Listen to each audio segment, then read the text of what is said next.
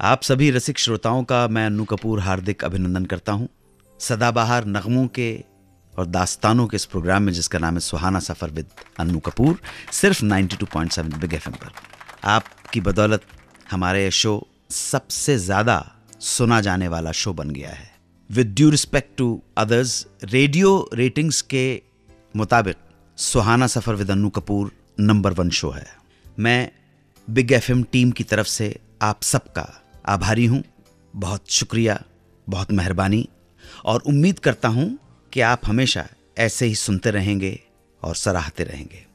आज से हम हमारे इस प्रोग्राम में आप सब सुनने वालों का एक्टिव पार्टिसिपेशन शुरू करने जा रहा हूं।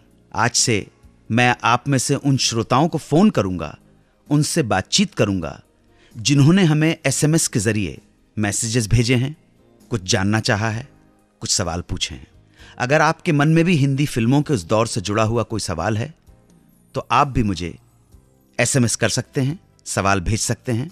आपका सवाल सेलेक्ट हो जाएगा, मैं आपको फ़ोन करूंगा और कोशिश करूंगा कि आपके सवालों का सही जवाब दे सकूं। तो शुरू करते हैं रेडियो का number 1 show Suhana suffer with Annu Kapoor, महान कलाकार बलराज साहनी के बचपन से जुड़े एक किस्से से। बलराज जी का परिवार आर्य समाजी था और परिवार में ये बिल्कुल पसंद नहीं किया जाता था कि बच्चे फिल्में देखें। फिर बलराज जी ने पहली बार फिल्म कैसे देखी, सुनिए। बलराज जब 10वीं में पढ़ते थे तब उनके शहर रावलपिंडी में एक भी थिएटर नहीं था, मगर पास के शहर जाकर बलराज के दोस्त फिल्में देख लिया करते थे। लेकिन बलराज स्ट्रिक्ट फादर की वजह से, डिसिप्लिन की वजह से ये फिल्में दोस्तों के साथ नहीं देख पाते थे। बलराज को स्कूल में इंग्लिश लैंग्वेज के कोर्स के लिए एक नॉवेल पढ़ाई जाती थी, रूपर्ट ऑफ हैंट्सडाउ। एक दिन पता चला कि हेडमास्टर साहब क्लास के बच्चों को एक फिल्म दिखाने ले जा रहे हैं। ये फिल्म कोर्स की किताब पर आधारित है। जब पूरे क्लास के फिल्म देखने की बात बलराज के पिता को मालूम पड़ी तो उन्हें समझ नहीं आया कि अब वो क्या करें।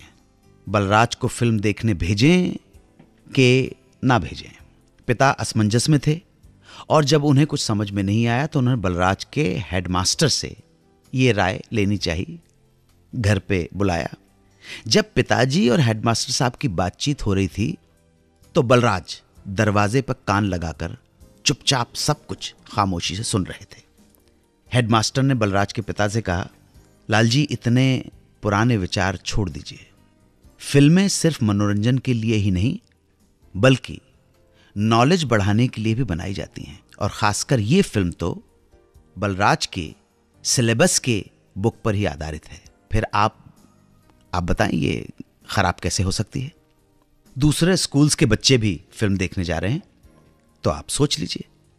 हेडमास्टर की बात सुनकर अब बलराज जी के पिताजी के सामने कोई ऑप्शन नहीं था, सो उन्होंने बलराज को परमिशन दे दी। हालांकि फिल्म देखने के बाद हेडमास्टर को समझ आ गया था कि उस फिल्म का कोर्स के नॉवल से दूर दूर तक कोई नाता रिश्ता नहीं था, और इस फिल्म में दिखाए गए किसिंग सीन से भी उन्हें बहुत निराशा हुई, उसका नेगेटिव इम्पैक्ट हुआ। इस फिल्म के बाद तो खुद मास्टर जी ने भी यह निश्चय कर लिया था कि अब वो बच्चों को किसी फिल्म में लेकर नहीं जाएंगे, चाहे वो उनके कोर्स की हो या ना हो। तो इस तरह से बलराज साहनी को उनके जीवन की पहली फिल्म देखने का मौका मिला। 92.7 बिग एफएम पर सुनते रहिए रेडियो का number 1 show Suhana Safar with Annu Kapoor.